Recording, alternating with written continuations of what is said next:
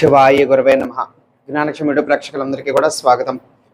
ఆర్థిక పరమైనటువంటి సమస్యలు, ఇబ్బందులు, బాధలు కనుక మీరు ఎదుర్కొంటున్నట్లయితే ఆంజనేయ స్వామి వారికి సంబంధించినటువంటి ఒక మంత్రం అనేటువంటిది చెప్తాను. ఇది మంగళవారం నాడు కానీ శనివారం నాడు కానీ మీరు మొదలు పెట్టాలి. ఆ యొక్క రోజున మీరు మొదలు పెట్టాలి అని అనుకున్నటువంటి రోజున శుభ్రంగా చక్కగా తలస్నానం ఆచరించి మీ యొక్క పూజా మందిరంలోకి వెళ్ళి ఎదురుగుండా ఆంజనేయ స్వామి వారి యొక్క పటం కానీ ఫోటో కానీ విగ్రహం కానీ ఏదైనా సరే ఉండాలి. ఆయనకి దండం పెట్టుకుని చక్కగా మీ యొక్క పూజా మందిరంలో ఏదో ఒక ఆసనం వేసుకుని కూర్చోండి. ఆ యొక్క ఆసనము ఎరుపు కానీ సింధూరపు రంగులో కానీ ఉంటే మంచిది అని అన్నాను. ఇప్పుడు అవే వాడాలి అని నేను చెప్పట్లేదు, అర్థం చేసుకోండి. ఏ ఆసనం ఉన్నా వాడచ్చు మీ యొక్క పాసిబిలిటీని బట్టి. ఎరుపు కానీ సింధూరం రంగులో ఉన్నటువంటి ఆసనము కనుక మీరు తెచ్చుకోగలిగితే మంచిది. అలాగే మీరు ఆ యొక్క సాధన చేస్తున్నటువంటి రోజులు కూడా మీ యొక్క బట్టలు కూడా ఎరుపు రంగు లేదా సింధూరపు రంగులో ఉంటే మంచిది. లేకపోతే ఎవరి వీలు బట్టి వాళ్ళు కూర్చొని చేయొచ్చు. వాళ్ళ యొక్క బట్టలు వేసుకొని శుభ్రమైనటువంటి బట్టలు వేసుకోండి. అయితే ఈ యొక్క సాధనని ఆడవాళ్ళు కూడా చెయ్యొచ్చు.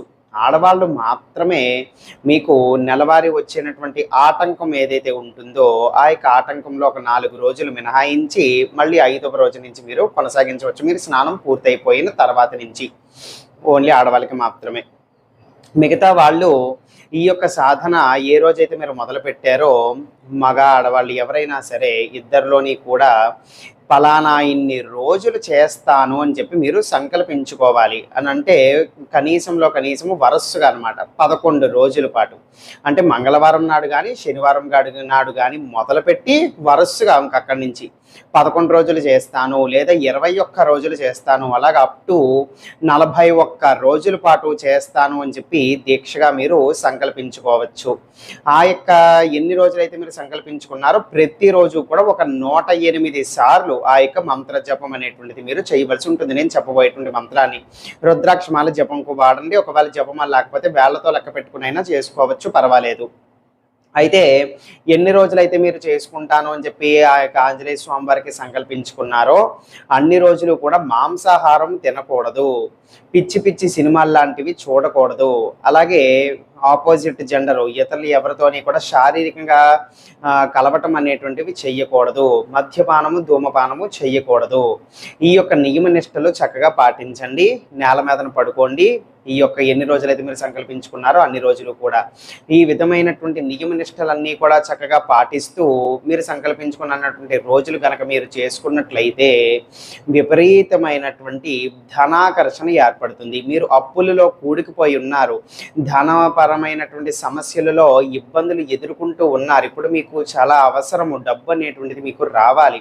ఈ యొక్క సాధన కనుక మీరు చేసుకున్నట్లయితే మీ యొక్క పరిస్థితి యొక్క తీవ్రతను బట్టి ఫలానా అన్ని రోజులు చేసుకుంటాను అని చెప్పి సంకల్పించుకోండి.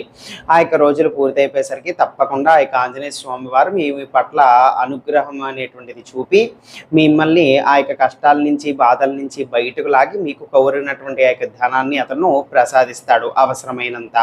మీ యొక్క ఇబ్బందులన్నీ కూడా తీరేటువంటి విధంగా. అర్థమైందా? కాబట్టి ఈ యొక్క ఆర్థిక పరమైన సమస్యలు ఇబ్బందుల్లో కూడికిపోయి ఇబ్బందులు పడుతున్నటువంటి వాళ్ళు ఇది చేస్తే హఠాత్తుగా మీకు ధన ఆకర్షణ అనబడేటువంటిది ఏర్పడుతుందన్నమాట. ఈ యొక్క మంత్రములో ఆ యొక్క ధనాకర్షణ ఏర్పరిచేటువంటి శక్తి కలిగినటువంటి బీజాలు అనేటువంటివి లభించి ఉన్నాయి. కావున ఆ యొక్క ధనాకర్షణ ఏర్పడుతుంది. మీ యొక్క ఆర్థికపరమైన సమస్యలన్నీ కూడా నివారణ అవుతాయి. ఆ యొక్క మంత్రం అనేటువంటిది తెలియజేస్తున్నాను, వినండి. ఓం శ్రీం హ్రీం క్లీం హనుమతే నమః. మళ్ళీ చెప్తున్నాను, ఓం శ్రీం హ్రీం క్లీం హనుమతే నమః. ఇది ఆ యొక్క మంత్రము. చాలా శక్తివంతమైనటువంటి మంత్రము. ధనాకర్షణ అనేటువంటిది ఏర్పడుతుంది. అంతేకాకుండా ఒక రకమైనటువంటి ధైర్యాన్ని, ఒక రకమైనటువంటి ఉత్సాహాన్ని, ఇవన్నీ కూడా మీ అంతటో మీరు ఈ యొక్క మంత్ర జపం ఎవరైతే చేసుకుంటారో అవన్నీ కూడా మీకు లభిస్తాయి అన్నమాట. చాలా అద్భుతమైనటువంటి అనుభూతి చెందుతారు ఈ యొక్క మంత్ర సాధన చేసుకోవటం ద్వారా. సర్వే జనా సుఖినో భవంతు. శివార్పణమస్తు.